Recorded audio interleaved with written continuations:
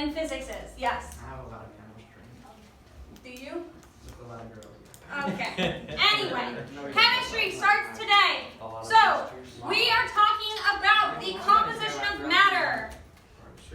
First point. Oh, maybe not. So, Don't even. every material on Earth can be put into a category based on its properties. It can be either a pure substance or it can be a mixture. The notes are up on the board. We are starting now. It can be a pure substance or it can be a mixture. Guys, aside talking. I can't focus with it. I miss K. I can see. What? I can see. If it's a pure substance, it means that it has a fixed composition. Fixed composition basically means that no matter where you get it, when you get it, it is going to be the same. You get salt in Europe versus salt in the US. It's all going to be the same. Therefore, salt is a pure substance. All pure substances are either elements or compounds. Have you guys seen or heard of, right behind me, this periodic table of elements? Heard of it, maybe? A little bit? Okay. Every single thing on that periodic table is an element, therefore it is all a pure substance. Oxygen's on there, hydrogen, calcium, sodium. Those are all elements, okay? Okay. Elements are, hold on, let me backtrack. All substances are made from atoms. Everything, every part of your body, the wall, the window, everything is made of atoms, okay? The smallest component of an element is an atom. Put a star next to that bullet point in your notes now. Hint, hint, test question. What? Smallest component of an element is an atom. It's the second bullet point.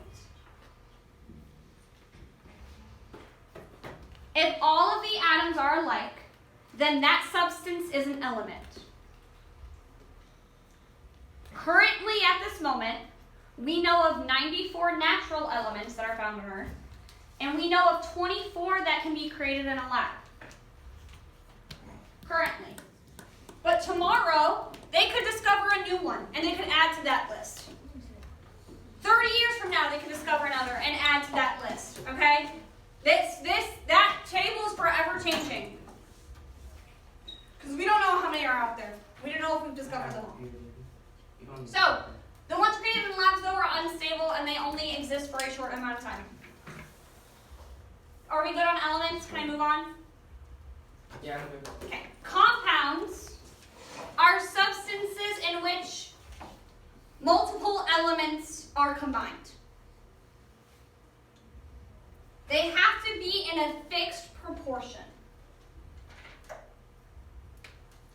Another star you can put is next to the smallest component of a compound as a molecule. Put a star next to that as well.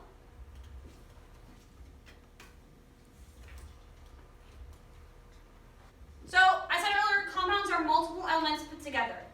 Can somebody tell me what, oh gosh. Can somebody tell me what H2O is? Water.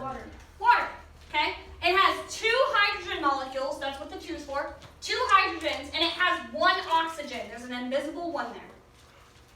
For every compound of water, okay, there's 2 hydrogens and 1 oxygen. Does anyone know what H2O2 is? What? Anyone know what H2O2 is? I knew, but I forgot. Air. No, it's not air. Oh, that's Air is just O. Ooh, no. Does it start with the H? It does. Oh. Does anyone know what the H stands for here? Hydrogen. Hydrogen peroxide? Yes. You motherfucker. It is hydrogen peroxide. I knew Okay. what it was. I knew it started with the H. Okay, but the I didn't- per comes from the 2 oxides, so 2 oxygen, okay? H2O2 is hydrogen peroxide. Adding, I want to show you the comparison. H2O2 is water. We drink that, we need that to live, right? H2O2. Can we drink that? No. Should we drink that? No. No. Okay, you should not drink We can H2O2. use it on our bodies. You can use it on your bodies. Ingesting though, no bueno. Don't do it. But all I did was add one oxygen molecule. And that's the world of a difference that they make. Okay? The importance of that fixed proportion for compounds is substantial. It can be the difference from something that you need to something that could kill you in an instant. Okay? Like margarine is one molecule off from being C4. Yes, exactly. There's a lot of really cool, like, something is one molecule away from being an explosive bomb or something. Okay? It's kind of actually I'm not crazy. joking, look it up. In my personal opinion. How close is margarine? Okay, mixtures. We were deciding between pure substances and mixtures. You guys have probably said the word mix or mixture in your life at some point. But it is material made of two or more substances. So, substances. If I mix sugar and water, okay, that is a mixture because my one substance is water and my other substance is sugar. That would be considered a mixture. If I mix sand and salt, that is considered a mixture because I have two things that I'm mixing together. We have two types of mixtures that are heterogeneous and homogeneous. Hetero means different, homo means the same. A very easy way to remember this is that homosexuals like people of the same gender, heterosexuals like people of the different gender. Okay? That is how I've remembered it. Okay? You want to remember it that way? Great. If you can also remember that, well, I guess that wouldn't work. Where's the thing of train? What? That's great. Yeah. Are we good? Oh, yeah. Okay. I'm going to build off that just a little bit. Run. Heterogeneous mixtures are mixtures in which different materials can easily be distinguished. So my example with sand and salt, okay? If I mix sand and those big salt cubes that I showed earlier, those big salt rocks, if I mix those together, that would be a heterogeneous mixture because you can visibly tell the two substances that were mixed. You can see the sand and you can see the salt. There is also not going to be an exact proportion. If I mix those two things together in a big tub and I took one scoop and another scoop, they're not going to have the exact same amount of salt and sand ratio. Okay? Same thing with your pizza. If you made a pizza and you had one slice versus the other, they're not going to have the same exact amount of pepperoni slices or mushrooms. Okay? That's going to make it a heterogeneous mixture. Okay? They're going to be different. Yeah? Homogeneous mixtures mean the same. So if I were to scoop, or if I were to pour 2 glasses of soda, they are going to both have the same amount of sugar, the same amount of corn syrup, or whatever the heck else is in there. Okay? It's going to be the same ratio. You have 2 or more gas, liquid, or solid substances that are blended evenly. Okay, that blended evenly is your biggest thing. You cannot see those particles. You cannot distinguish. So if I mixed salt water, right?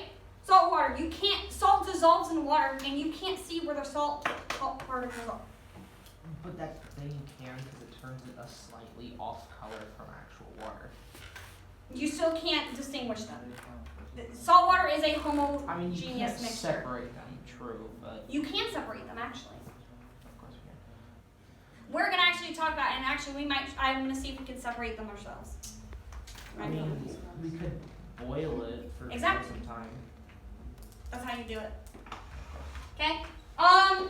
Kool-Aid is another example. Okay? Because it's Good. a mixture that dissolves in water. Okay, we have 2 types of mixtures, specific types of mixtures. Colloids are mixtures with particles so large that they can be seen but they don't settle to the bottom. So fog's an example of that. Paint is too.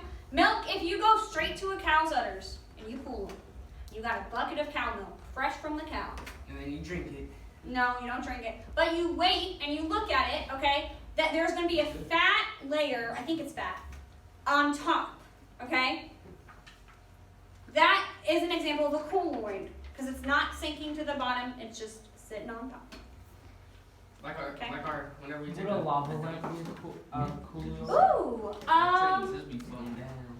whenever it's not turned on, does it sit at the top or the bottom? I forget. It sits at either. Then yes. Then yes, it would be a colloid. Because the next one, because it wouldn't be a suspension. We're gonna It really remove. just depends on like when you turn the lava lamp off.